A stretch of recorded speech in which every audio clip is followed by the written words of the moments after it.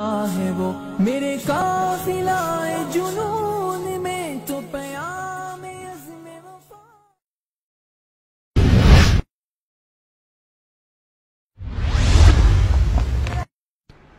یہ اس لیے مسئلہ آپ کو سمجھا رہا ہوں، آپ کا تھوڑا سا علم دیکھنا چاہ رہا ہوں۔ یہ اس لیے مسئلہ آپ کو سمجھا رہا ہوں، آپ کا تھوڑا سا علم دیکھنا چاہ رہا ہوں۔ ان کو شرم آنی چاہیے اس قسم کے آپ کے مناظرین کو، سمجھے؟ بے غیرت کو جو زید قائم کی ترکیب بھی نہیں آتی، اس قسم کے مسائل میں لوگوں کو الجھا کر کے رکھا۔ ومسلم بن ابراہیم ومسلم بن ابراہیم ایک مسئلہ اور بھی سمجھ لینا، وہ یہ کہ کیا انبیاء کو موت آئی یا نہیں آئی؟ تم سانپ کو دبر کے نیچے چھپانا چاہ رہے ہو، تم سانپ کو دبر کے نیچے چھپانا چاہ رہے ہو، تم سانپ کو دبر کے نیچے چھپانا چاہ رہے ہو۔ تمہاری زبان ایک نہیں ہے بیٹے، تمہاری زبان ایک نہیں ہے بیٹے۔ انبیاء کو موت آئی یا نہیں آئی؟ جس کو موت آتی ہے اس کو کیا کہتے ہیں؟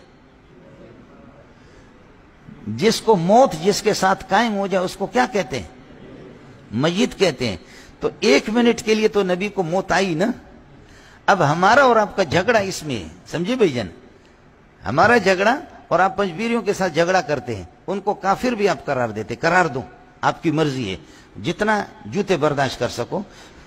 اور 1 منٹ نہیں، 1 سیکنڈ کے لیے خدا کی قسم اگر یہ موت توہین ہے، 1 سیکنڈ کے لیے بھی ہمیں یہ برداشت نہیں ہے۔ باقی تمام علماء دیوبند، دو شافعی ہوں، مالکی ہو، حنبلی ہوں، بریلوی ہوں، سب ہوں، کہ حضرت اقدس کو موت آئی۔ اور جس کو موت آتی ہے، نوح علیہ السلام کو، آدم علیہ السلام کو، سب کو، جس کو موت آتی ہے، جس کے ساتھ موت لگے، اس کو کیا کہتے ہیں؟ اس کو کیا کہتے ہیں؟ میت۔ اب آپ کہتے ہیں کہ میت کہنا توہین ہے، تو 1 منٹ کے تحقیر اور اہانت کرنے والے سب ہیں۔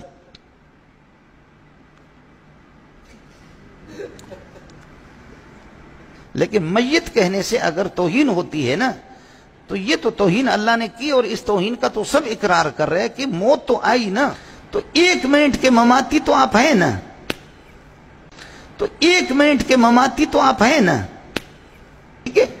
لیکن جو اعلیٰ علیین میں مانتے ہیں، اور ادھر اگر وہ کہتے ہیں کہ ہم اس کو حیات دنوی نہیں مانتے، تعلق روح کو مانتے ہیں، اگر وہ کہتے ہیں کہ ہم اس کو حیات دنوی نہیں مانتے، تعلق روح کو مانتے ہیں، سمجھے؟ پھر اگلے والا مسئلہ سمجھو۔ اس لیے میں نے آپ سے عرض کیا، حضرت اقدس کی روح نکل گئی، نکلنے کے بعد 3 دن اس پر رہے، کس پر؟ چارپائی پہ رہے۔ 3 دن کے بعد آپ کو دفن کیا گیا۔ اس 3 دن میں آپ سے کوئی پوچھے کہ یہ چارپائی پر جو آرام فرما رہے، ماذا رایک فیہ، حل هو حی ام میت، کیا کہو گے؟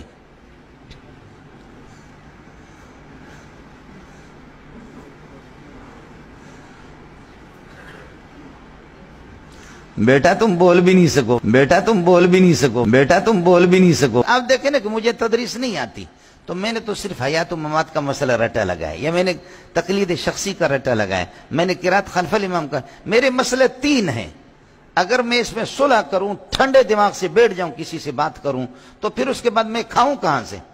میں تو مناظر اسلام اسی پر تو ہوں نا، کہ میں نے 3 مسئلے رٹا لگائے۔ مجھے تدریس نہیں آتی، میں دنیا کا نالائق آدمی ہوں۔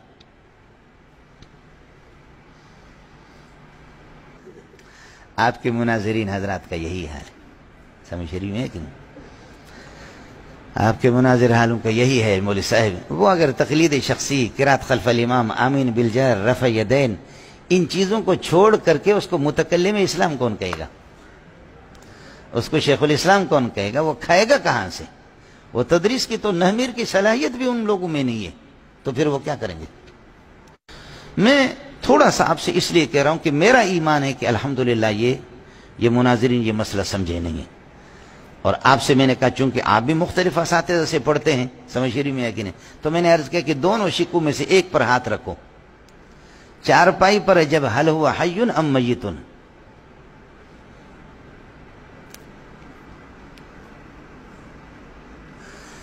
تم دوبارہ جا کر کے پیدا ہو جاؤ، پھر پڑھو، پھر پیدا ہو جاؤ، پھر پڑھو، تب بھی جواب نہیں بنے گا آپ سے۔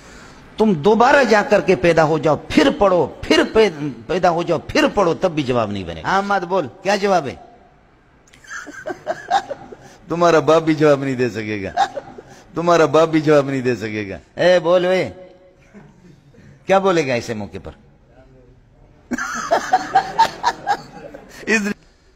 ہمارا پیارا صلی اللہ علیہ وسلم جو چارپائی پر آرام فرما رہے 3 دن تک، سمجھے، موت آ گئی بالاتفاق۔ ان 3 دنوں میں کیا ہے؟